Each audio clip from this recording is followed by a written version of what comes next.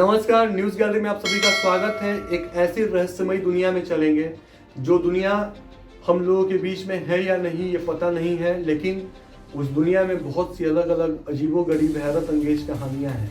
तो आज हम एक ऐसी कहानी को आपके बीच में लेकर के आएंगे जो हमारे आज के इस 21वीं सदी में यथार्थ रूप से हमारे बीच में बसता है। हम बात कर रहे हैं पटना के अगम कुआं का। पटना बिहार की राजधानी मगध साम्राज्य के नाम से पाटलिपुत्रा को जाना जाता है। पटना में एक अगम कुआं है। अब इस अगम कुआं के रहस्य और इस अगम कुआं से क्या तार जुड़े हुए हैं, इन तमाम चीज़ों को लेकर के हम आज आपके बीच में आते हैं। एक ऐसा कुआं बिहार के पटना में, जिसे सम्राट अशोक ने बनवाया था 200 ईस्वी में। बताते चले आपको कि इतना पुराना कुआं है जो रहस्यमयी है। इस कुआं के पीछे काफ़ी सवाल है। कुछ सवाल ये हैं, कुछ लोगों का ये मानना है कि ये कुआं सीधे पाताल लोक तक पहुंचता है। इस कुएं की गहराई कितनी है ये पता नहीं था, लेकिन जब साइंस एंड टेक्नोलॉजी डेवलप हुआ तो फिर धीरे धीरे करके इसको तह तक पहुंचने की कोशिश किया गया। सबसे पहले इस कुएं के बारे में आपको हम नूतन, पुरातन और सनातन पहलुओं पे बातें बताएंगे। उसके बाद हम मॉडर्न हिस्ट्री के बारे में बताएंगे कि उनका क्या कहना है। फिर साइंस एंड टेक्नोलॉजी का क्या इस पर बयान है, क्या इससे रहस्य उठ पा रहा है या क्या सरकार इसको रहस्य में रखना चाहती है ताकि ये पटना का अगम कुआं केंद्र बना रहे रहस्यों का।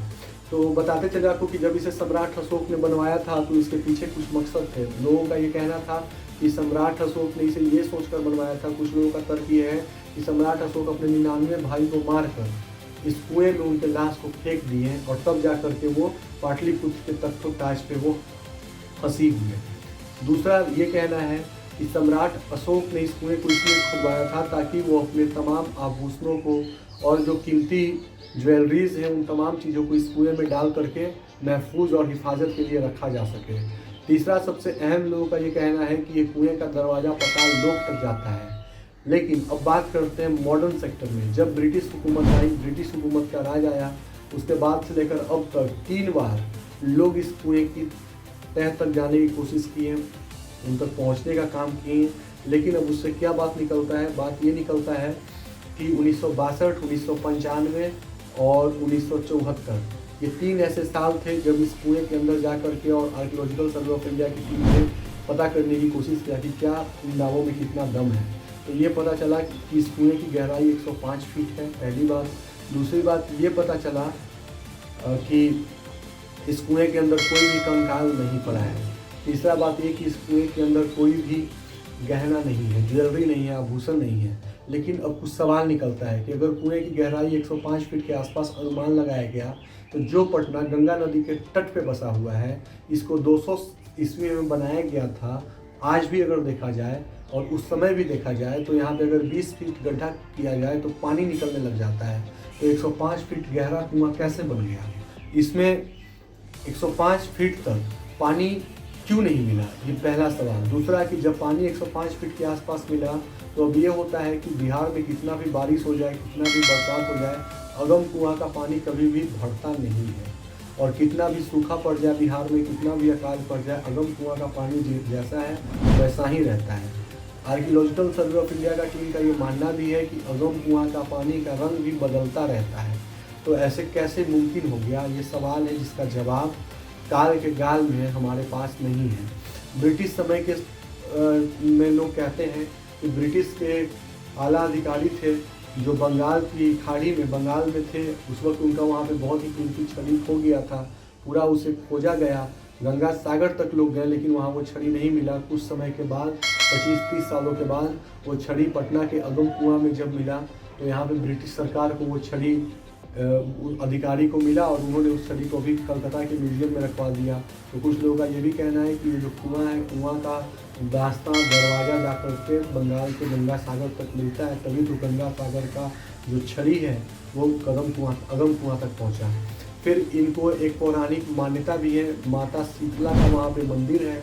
तो हिंदू सांप्रदायिकता और समुदाय के लोगों का ये कहना है कि इनका जो जल है वो बहुत ही पवित्र है और उनके कि गंगा सागर से ये मिलता है। तो गंगा का जो पानी इनमें आता है तो इनके जल को लोग पवित्र मानते हैं और इनके सबसे पहले माँ शीतला के दर्शन करने से पहले अगम कुआं में जा करके वो लोग उस कुएँ की पूजा अर्चना करते हैं और साथ ही साथ फिर उस कुएँ से जल लेकर के माँ शीतला की वो पूजा अर्चना करते हैं और उन पर अभिषेक करते हैं। तो तमाम लोगों की तमाम अलग अलग कहानियाँ हैं, तमाम अलग अलग बातें हैं, लेकिन अभी तक जो ये 2-3 सवाल हैं जिस पे राज नहीं खुला है, इनके ऊपर से एक तरीके से पर्दाफाश नहीं हुआ है और मिस्टीरियस कहानी है। और हमने एक चीज़ को देखा है कि इंसान की प्रवृत्ति रही है, जिज्ञासा रहा है कि जिस चीज़ के बारे में उसे कम जानकारी हो उसके बारे में उसके तह तक जाने की इंसानी फितरत की कोशिश रहती है। भूतिया या भूताहा, जिन जैनात की कहानी में इंसान की ज़्यादा दिलचस्पी होती है।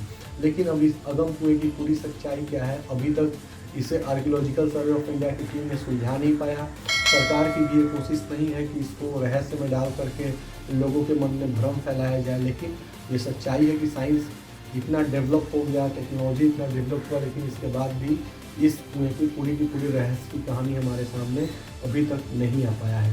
तो आज के इस विशेष पेशकश में बस इतना ही। इजाज़त दीजिए, आगे कभी मौका मिलेगा तो हम ज़रूर आपको लेकर के और कोई नए एपिसोड्स को आपके सामने आते रहेंगे। धन्यवाद।